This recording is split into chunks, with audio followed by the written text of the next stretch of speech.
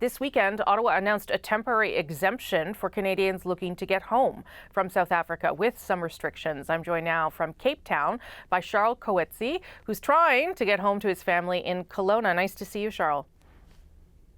Thank you, Rosemary. I bet you are a little bit more relieved than when we had initially booked you to do this interview.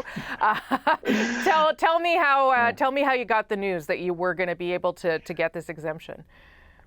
Well, Rosemary, it's been a nerve-wracking roller coaster with really long days and minimal sleep. By Friday last week, it was actually feeling like our government had abandoned its citizens.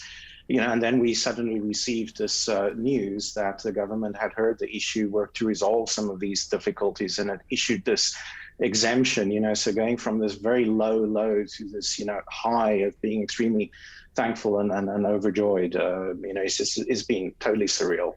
I can't imagine. It's very difficult. Maybe we could start by getting you to explain why you went there, because I think a lot of people would say, well, Charl, why did you go so far away right now, given that there's a pandemic? So why are you in South Africa right now?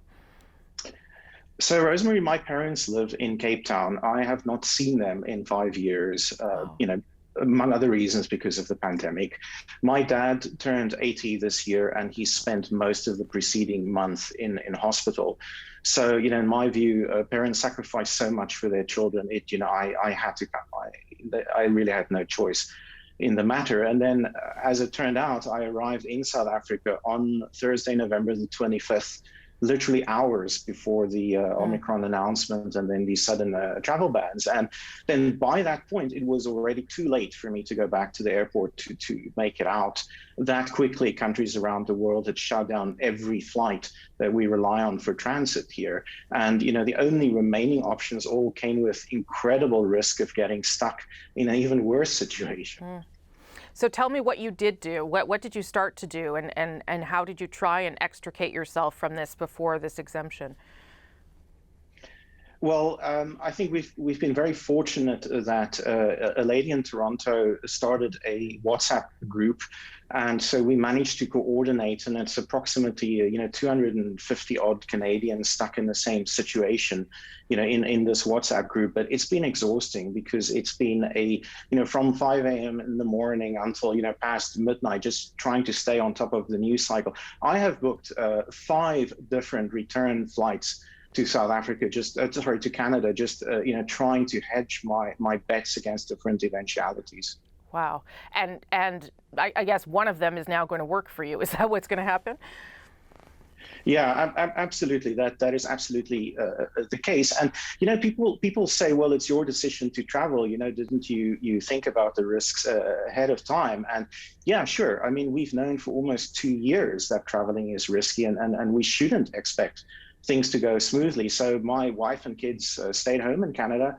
I brought an entire extra suitcase of work gear along just in case of these disruptions. But I think, the rub of it, and this is what should concern every Canadian, whether they're at home or abroad. In our Charter of Rights and Freedoms, the government under Pierre Elliott Trudeau entrenched into our Constitution the absolute right for every citizen of Canada to enter back into Canada. So I never imagined that there would be a risk that this present government could impose requirements on return travel, which was, phrased in seemingly innocuous language, but that effectively made it impossible to return and, thereby impacting that right. And then also to boot, trying to shoulder the burden for this onto countries like Germany and Ethiopia. So it's not that you can't come back, of course, because you're quite right. You have the right to come back as a Canadian, but it's that you had to go through different countries and get tests, and there were restrictions. There weren't too many flights coming from South Africa. Is that sort of what you encountered? Yes, I mean, I totally understand the government had to act quickly to protect our people back home, and it probably, there was a risk, obviously, of it getting slaughtered in public opinion if it didn't act. And so, we're really thankful for everybody in the government who's worked tirelessly to resolve this issue. But the fact is, the government impinged on a fundamental charter right for over a week by imposing a specific requirement in the return that is essentially impossible to meet. In fact, last week, Thursday, the German government put its foot down and basically said, told Lufthansa to remove Canadians from the line and refuse them boarding, just because the Canadian entry requirements are, impossible. The Canadian requirements are impossible to meet for onward travel, and they don't want us stuck in Germany. So you have a plane ticket now for this week, that's correct? And yes. and what yes. is the requirement now for you? What do you have to do in order to get back? So they've modified the requirement that we had to test in a third country. They have waived that until December the 13th. Instead, we simply have to take a departure PCR test in South Africa, but just closer to the time of departure. So that is much more doable. And you have to fly through Germany, I think is the agreement as well. Yes, it is solely restricted to Lufthansa flights to Frankfurt from South Africa. Yeah, and then I guess you anticipate having to self-isolate when you get back. Yes, correct. There's still some confusion on this topic. So what will happen is I will arrive in either Calgary or Vancouver, because I actually have two different flights booked for different eventualities. I will then do an arrival test. I'd be kept in a government facility until the result comes back negative. Where it gets murky is that I live in Kelowna, and so it's not clear if I will be permitted an onward flight then to self-isolate at home, or if I will have to drive to get there, as has been the case under other quarantine arrangements. And so, of course, driving from Vancouver to Kelowna is currently a bit of a nightmare as well.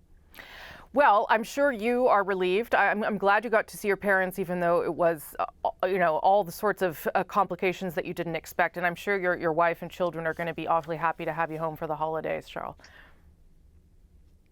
Thank you. I just want to ask the government to remember the hundreds of families that is actually encouraged to emigrate from this region. Families on work permits and confirmation of PRs, they are still falling through the cracks and are stuck in an even worse situation than I've been facing. Okay, Charl, message received. Nice to speak with you. Glad it's going to work out. Safe flight, safe return. Appreciate it very much. Thank you, Rosemary. Thanks for having me. Nice to meet you. Okay, bye-bye.